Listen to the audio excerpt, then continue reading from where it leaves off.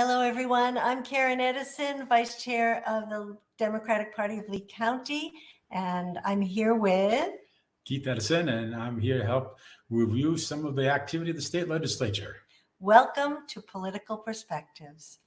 We will be talking about preemption bills that were passed and some of the union issues and some teacher training questionable bills. So, where would you like to start? Let's start with those preemptions because they bother me so much. Okay. So preemption is, to me, a very odd concept for a state governed by a Republican majority. They claim to be all about local control, local voters. They know their issues. They can best decide how to handle their issues. And that's why for years you'll hear Republicans rather complain about mandates from Washington, trying to tell the state what to do. But when it comes to Florida, they love their mandates from Tallahassee, telling each county or each municipality what to do, even though the size of the state, there are significantly varying issues throughout the state that might apply much more significantly in one part of the state than another. But Tallahassee is all about prohibiting local municipalities and counties from establishing anything other than what they want to see done. So we see this showing up in their rulings on water quality and work wages and a whole variety of areas.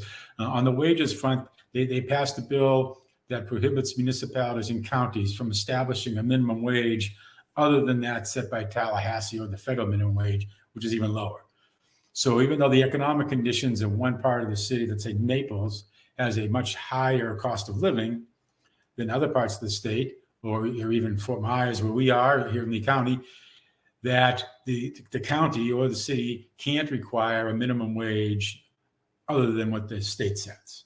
And it's Tallahassee saying, we don't care about what's going on where you are. We want to control it here, and we want to control this narrative. And that's what they did. They passed HB 433, which is again a preemption bill that prohibits a county or a municipality from raising the minimum wage. So that prevents an employer from being competitive. And isn't the Republican Party all about letting businesses be competitive? Well, they claim to be. But again, it's when you start setting rules from Tallahassee that go across the board, it really is apart from the concept of an open free economy, open free marketplace. Another preemption bill that they did was they prohibited local and county ordinances on heat regulations and working in high heat environments. This is for outdoor workers, pretty much for in the construction industry, the agricultural industry. And what it did was it prohibits the county or the municipality from instituting, let's say, every hour you have to have a water break if the temperature exceeds 105 degrees. Or if you're working in construction on a roof and it's over 100 degrees, every 2 hours you get a 15-minute shade break. Nothing like that can happen. No local ordinance can be signed by any county or city that institutes those kinds of regulations. And the GOP said that they want to have a uniformity across the state on these kinds of issues. They don't want one rule for working to be in one district or one county or one area of the state and a different rule somewhere else. So their idea of rules, by the way, is, well, we don't need to have a rule because OSHA is there. Isn't that a federal? OSHA is, yes, it is. And the problem with OSHA is it's after the fact. If OSHA shows up, something has gone very wrong. Mm-hmm. So it's not protecting the workers in the sense of it's going to prevent something from happening. It's going to come in and fine an employer if a worker gets hurt because of some negligence on behalf of the employer. But if you don't have a requirement for water or for shade, then the question of negligence becomes much more vague because there wasn't a mandate that they ignored. So their idea here is that they don't want to put any kind of restriction on the employers. Now, most good employers don't want their employees getting hurt. They don't want the agricultural workers. They don't want to have to, find someone else to work or have fewer people able to work to harvest the crops because people got sick. So most good quality employers don't want people getting sick. But there's also, what is a good standard? What is the best practice? And in that sense, you could give guidelines. You could put a municipality out there saying, okay, we're going to require that if the temperature does get above 100 degrees, that the workers get a break every hour to have 10 minutes of shade, or every 2 hours get 15 minutes of shade. That's the standard we want to have. That's what the evidence says is safe. It's going to help the workers stay safe. And then the employer knows what they need to do to help keep their employees safe. But the state legislature says, no, we're not going to have any of that. We can't have that kind of local control. We're going to do this from Tallahassee, keeping in mind that working in Dade County in August is significantly different than working up in the Jacksonville or Tallahassee part of the state when it comes to the weather and this heat. Yeah. So yeah, that was then they weren't stopped there. And another whole concept here is vacation rentals. Everyone knows it's been on the news. The spring break party houses that they're having difficulty with, and 15, 20 people going into a house and causing all kinds of problems in the community, in these neighborhoods. Not to mention there's no control over who goes in there on these vacation rentals. So there was an attempt to pass a statute to control this. And what the state did was they preemptively said, we're going to pass a bill. You can't pass one to the counties and municipalities. So they now will go out there touting that they passed a bill protecting people on vacation rentals. Well, not so much. Their idea of protecting people on vacation rentals is they're going to put together a group up in Tallahassee that's going to monitor this industry, and they're going to hire all 9 people for the state. 9 people for the state because of this statute they're going to hire to monitor this. And their idea of enforcing this and cracking down on the industry, and what cracking down on the industry really means is that you're preserving these viable communities for the other residents who live there full time. But cracking down is, okay, so they can get into trouble. They can lose their license if they have 5 separate violations within a 5-week period. Okay, what would that look like? Well, you'd have to have maybe a noise violation or Parking violations, trash. Whatever it might be. You need 5 separate ones within 5 separate weeks. So for 5 consecutive weeks. So if someone had not good tenants in their vacation rental over a Christmas vacation break, and they had 4 violations, and then you fast forward, and now it's April and May or spring break time, and so it's a different 5 weeks now. So you can have more violations now, and again, you're going to have 9 people doing this, and you've got, think of all the places in Florida where where the spring break kids come. I mean, it's all up and down the East Coast. It's up and down the West Coast.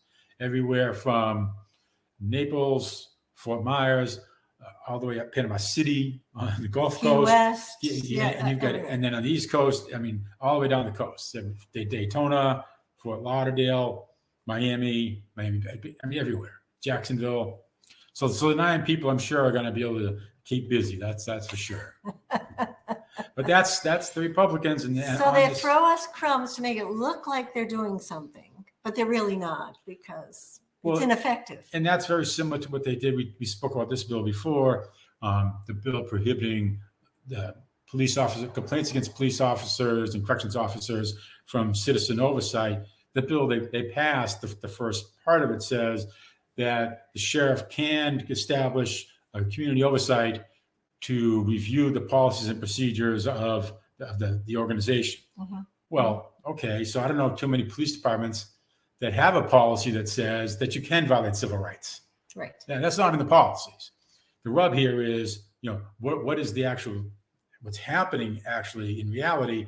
Are the policies being followed? And if there's a complaint against a police officer or a corrections officer, that the the community has an eye and can see into the process of whether or not it's a valid complaint against the officer or the corrections officer.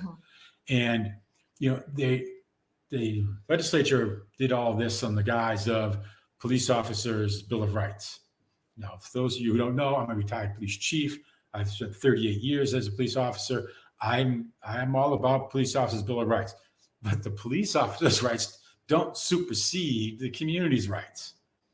There's a balance there, and there's nothing wrong with having community oversight to make sure, especially in a community where there's been issues of trust between the police department and the community, or in a correction situation between a facility and the community, and making sure that oversight, that view into the process can give the community a sense that, yes, this agency is doing the right thing. They are properly investigating, and they are holding to account those officers, and there aren't many of them, but there's no organization that's totally free of anything not going properly.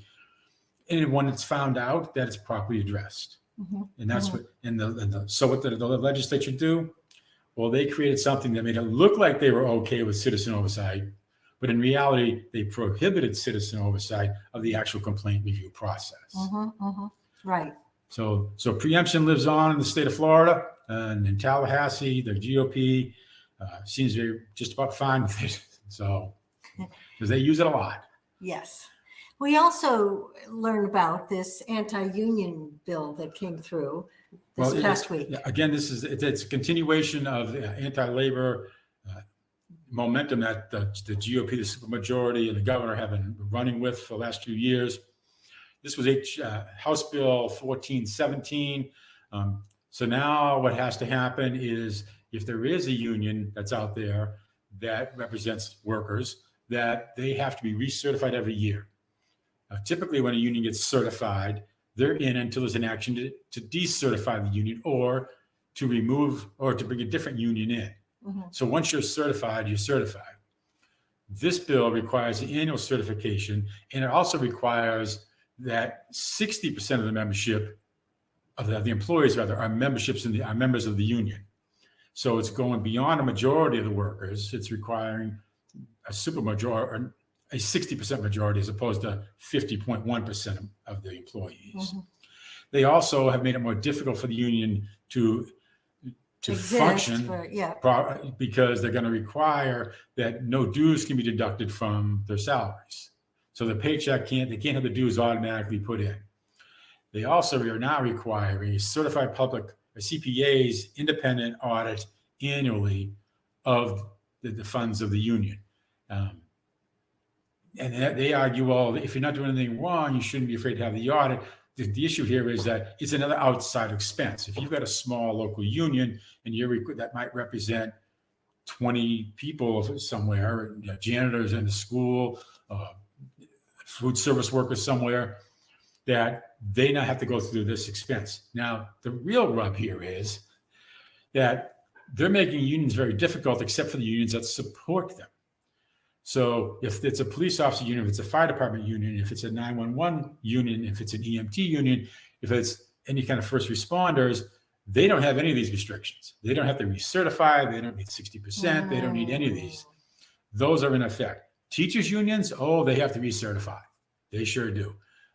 And it's another attack on public education. And they're using every avenue they have to launch this attack, including the anti-union bills that they pass. Now, they'll claim that it's because of the nature of the work. Well, I don't understand, and being a police officer, the nature of the work for collective bargaining. There aren't many aspects of the collective bargaining agreement that the nature of the work addresses. How much you get paid, what you get for vacation, how much health insurance is covered. That's not relative to the work that you do. So yes, can that job be more dangerous than being a teacher? Yes. Do teachers get hurt? Yes. Do teachers get assaulted at work? Yes. I mean, things happen to employees in lots of different areas. And to use the excuse of, well, we're going to give a little bit more to our hero first responders. So we're going to give them a pass on this union. There's a whole lot better ways to do that than giving a pass on the union. The union activities that they've instituted are strictly done to break unions. Mhm. That's what they're trying to do. Right. And So speaking of teachers, teachers are a target in Florida, that is for sure. So what they've done this year is they've passed a bill on teacher training for certification to become a teacher in Florida. So as you take the preparation courses, so when you're in college and you're to become a teacher, Florida Department of Education has a say in what curriculum is taught. So they've passed a bill and they're directing the Florida Department of Education to make sure that no training program offers any course to a teacher that discusses the concepts of white privilege, sexism, systemic racism, oppression, identity politics, or economic inequalities or inequities that have occurred in our country. So the idea to have a teacher not be taught about these concepts, not that they teach these in the school, but that the teachers can't be taught the concept to have a better understanding of what might be in the mindset of a student coming into my classroom. right. Okay. So they don't want the teachers to have a broader range of thought. They want a very narrow range of thought. And so they don't want to expose them to any identity politics. So what they've done is they've told the Department of Education to prohibit all these courses. And that's not to mention with teachers, they also had a class on a bill on teaching communism. Oh my goodness, this is awful. So I actually witnessed this discussion on the floor and up in Tallahassee at the Capitol.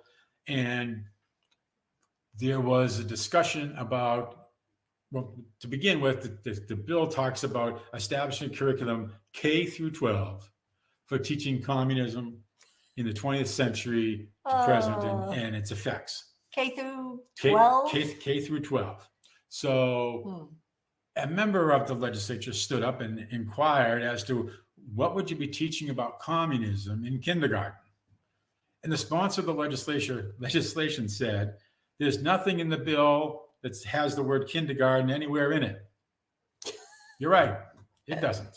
It says It K. says K through 12, but it doesn't say kindergarten. All that aside, what their idea is, they want to propose a committee or a commission to put together this curriculum. Now, this is the same kind of commission that put together a curriculum on history that told us about all the wonderful things that the slaves learned and how good it was for them. Not. Yes, exactly. But that same kind of committee is going to put together a curriculum to teach us about communism. And they had specifically in the statute talked about Cuba, China, and Venezuela. And there were questions on the floor about what about Russia? And the response was, well, certainly it's going to include Russia. And because we're going to have a comprehensive view of communism and all the evils of communism. And then there was a question about, well, what about the American response to the Cold War in the form of the McCarthyism and that kind of response by Americans to the threat of communism? And they said, well, yes, we're going to include everything in it. So the Democrats then turned and said, oh, okay, I propose an amendment. We want to amend the statute to include, specifically add Russia and McCarthyism to the bill. And the GOP said, no, we don't need that. No.